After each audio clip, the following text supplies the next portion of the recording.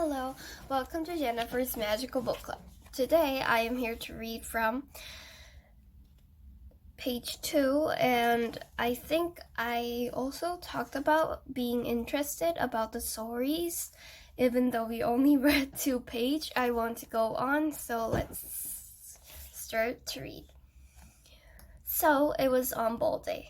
At the start of the day, there had been 8 regions champs. Now there are 2, Epiphany and Maxwell. It was afternoon by the time they got to the last round, and Mrs. Olinsky sat shivering in a windowless room in a building big enough and official enough to have its own zip code. This was Albany, the capital of the state of New York.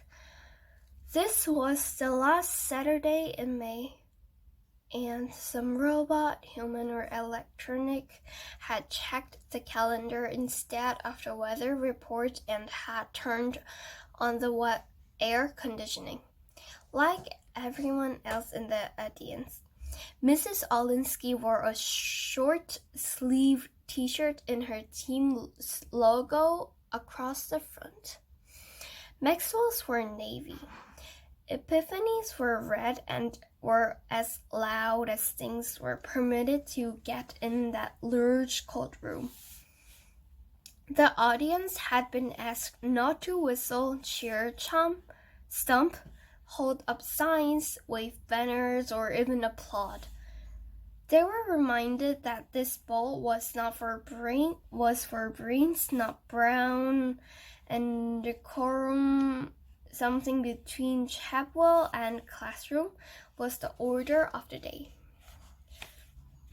Epiphany sat on one side of a long table, Maxwell the other. At a lectern between them stood the Commissioner of Education of the state of New York. He smiled benevolently over the audience as he reached inside his inner breast pocket and withdrew a pair of reading glasses. With a flick of his wrist, he opened them and put them on.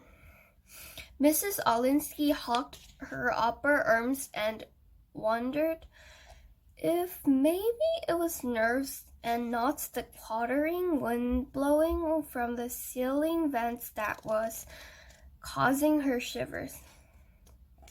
She watched his with bated and visible breath as the commissioner placed his hands into a large, clear glass bowl.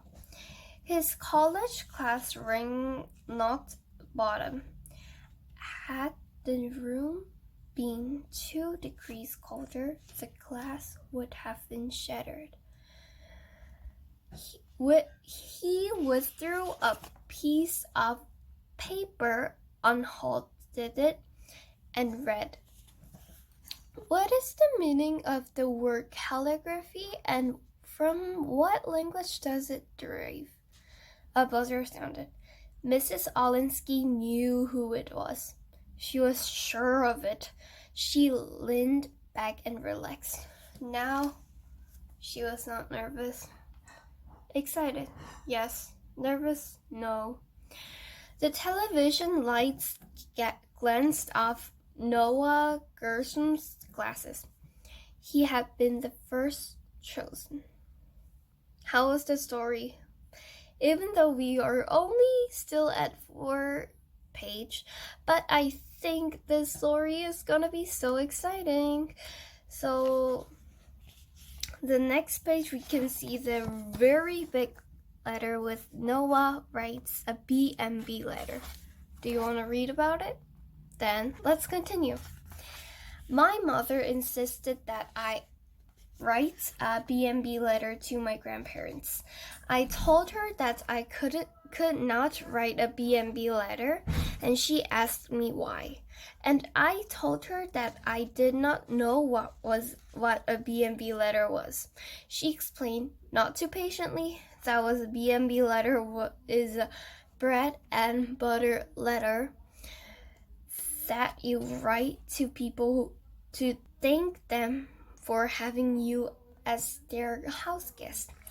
I told her that I was taught never to use the word you were defining in its definition and that she ought to think of a substitute word for a letter if she was defining it.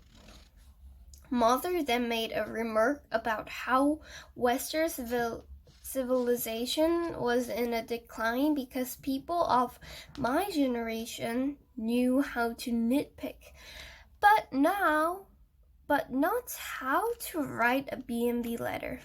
I told her that with all due respect, I did not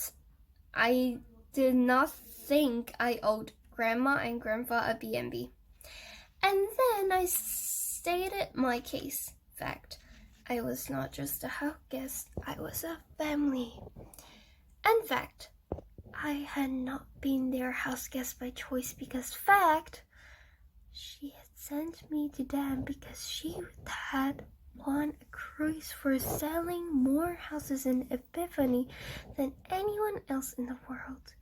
And if she had shared her cruise with Joey and me instead of with her husband, my father, I would not have been sent to Florida in the first place. In fact, she, not me, owed them things, and further fact, I had been such a wonderful help while I was there that Grandma and Grandpa would probably want to write me a B&B.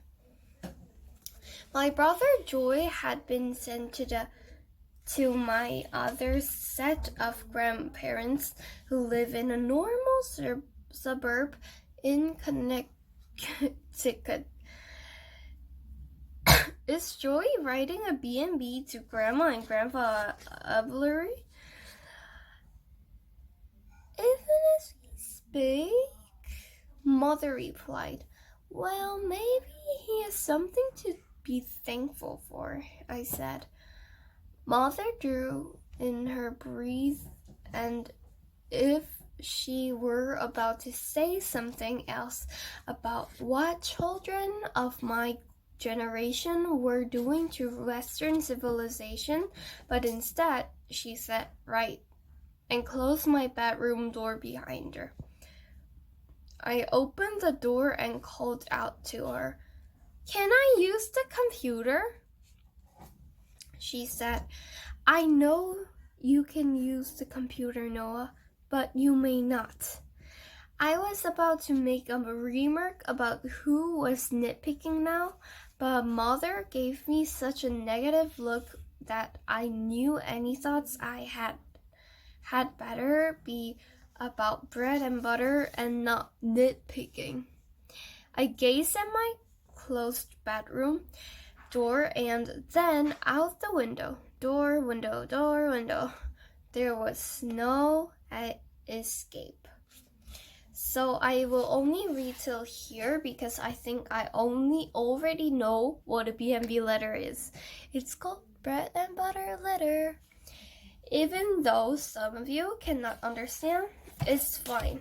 Let's go and read on so that we can understand better. Thank you, and I hope you have an enjoyable day, and I want to see you next time back too.